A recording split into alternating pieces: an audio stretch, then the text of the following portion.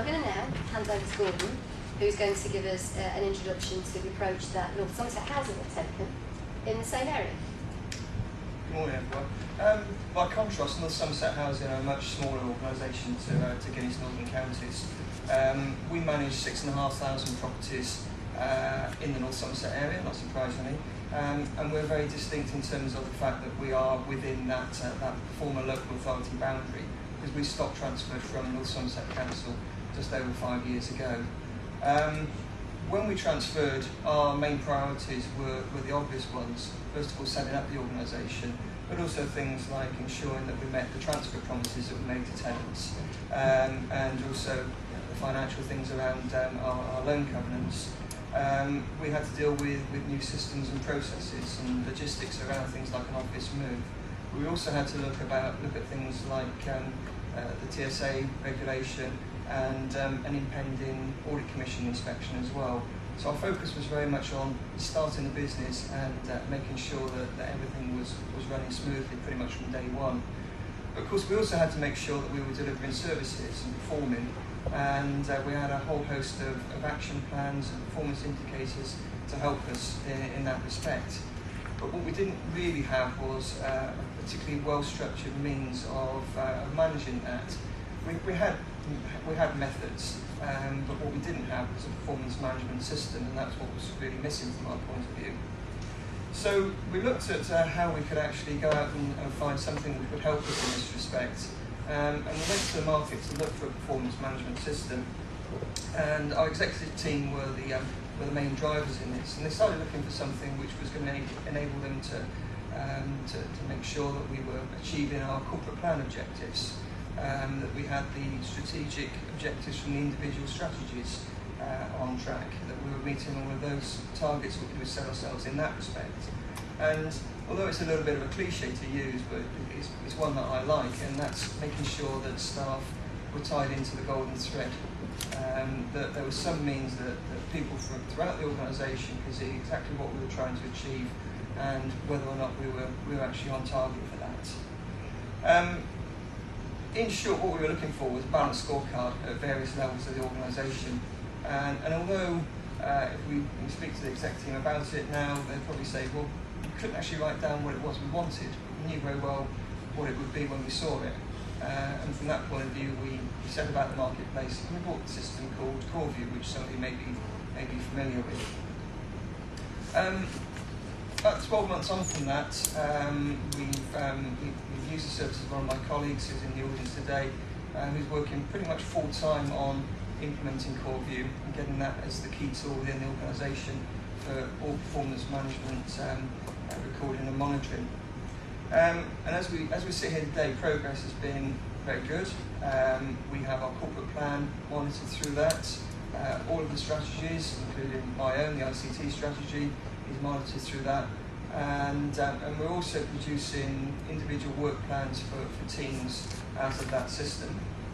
And we're using traffic light systems not just from a snapshot point of view, but also to show the trends in terms of performance in that respect. So I think really at this point we're sort of getting close to the end of phase one. We've also got our audit report recommendations on there, so we've got a means of tracking our performance throughout.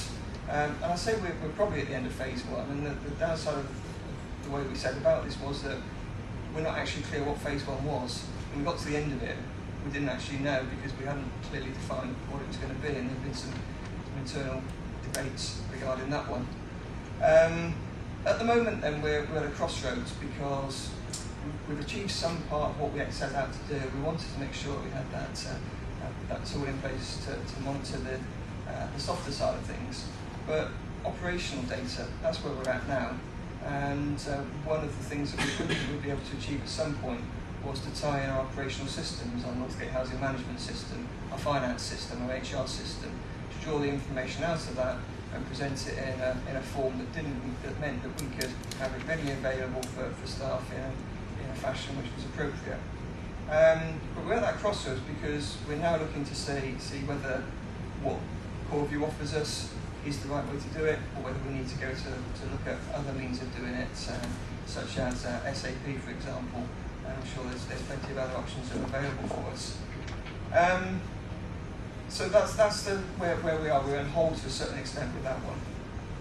As far as the challenges are concerned to date, well, quite clear the project management and implementation is one, and I'm someone who's been bleating on about good project management within our organisation for the last couple of years, and some aspects of the way we did it weren't perfect, but like all projects, you get to the end and you learn the lessons and you try not to repeat them again.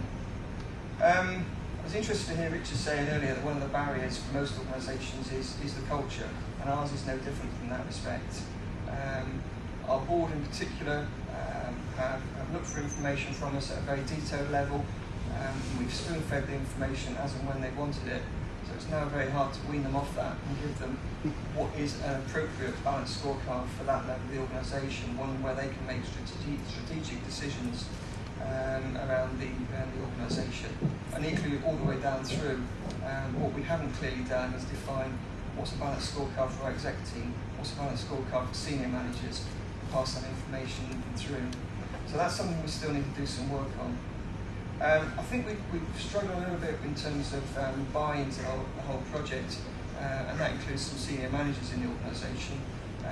But we're starting to see some fruits of, I say our labours, but my colleagues' labours who sat in the audience, in terms of making sure that people understand that this is an important business tool for us and it's one that we have to use and make the most of. We do have a lot of strategies and action plans that we've tried to record through CoreView.